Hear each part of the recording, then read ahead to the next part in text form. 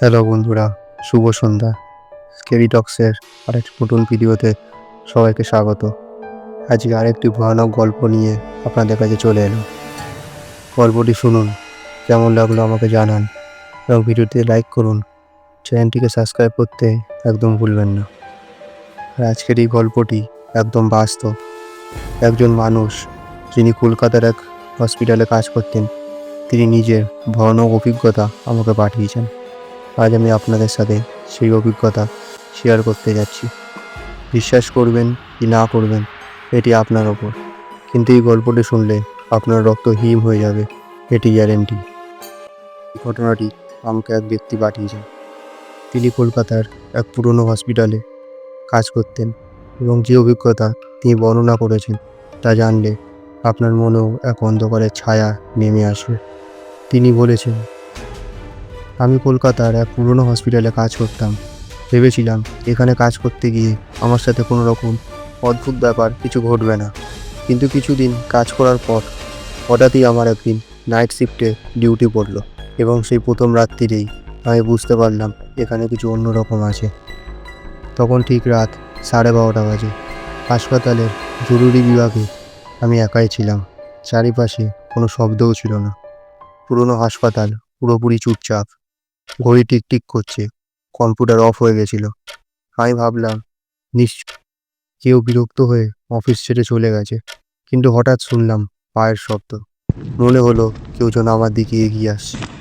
আমি ভেবেছিলাম হয়তো কোনো সহকর্মী, কিন্তু যখনই পিছনে ঘুরে তাকালাম তখন পিছনে কিছুই ছিল না। পুরো হাসপাতাল একদম শুনশান। আমি আরও ভয় পেয়েছিলাম। আমি ভাবলাম এখন অনেক রাত হয়ে গেছে এবং পুরোপুরি শুনশান, সেই জন্য হয়তো আমি একটু বেশি ভয় পাচ্ছি। কিন্তু তারপর যা ঘটলো সেটি আমাকে চিরকাল ভীত করে রাখলো। হঠাৎ এক ঝলক আলো এসে আমার চোখে লাগলো।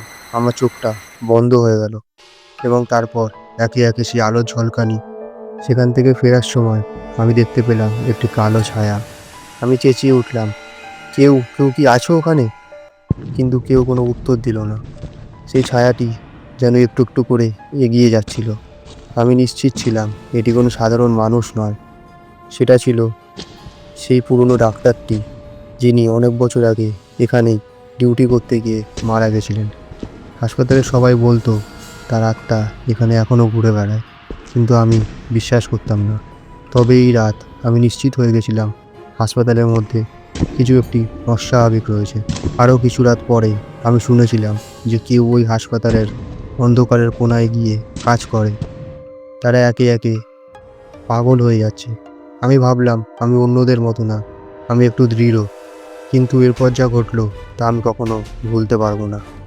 এক রাতে আমি একাই ছিলাম, সমস্ত কিছু নীরব।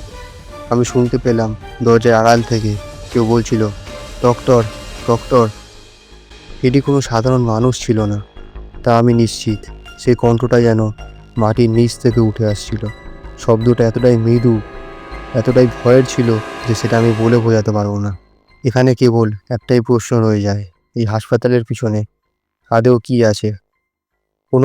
কোনো এক ভয়ঙ্কর অতীত, নাকি কিছু অতিপ্রাকৃতিক শক্তি যেটি এখানে ঘুরে বেড়াচ্ছে? আজও আমি ওই হাসপাতালে কখনো ফিরে যাইনি। সেই রাতের পর থেকে আমি জানি অন্তত সাবধান থাকতে হবে, কারণ কিছু কিছু জায়গা, কিছু কিছু মানুষের আত্মা কখনো কোনো দিন শান্তি পায় না। আপনি কি ভাবছেন, কেবল এক সাধারণ কল্পনা, নাকি আসলেই হাসপাতালের মধ্যে কোনো অদ্ভুত কিছু লুকিয়ে রয়েছে? এই গল্প কি আপনাদের মধ্যে কোনো অজানা আতঙ্ক সৃষ্টি করেছে? আপনি যদি কলকাতার এই হাসপাতালের আশেপাশে যান তাহলে সাবধান। হয়তো আপনি জানবেন না কখন আপনি হারিয়ে যাবেন এই অদৃশ্য শূন্যতায়।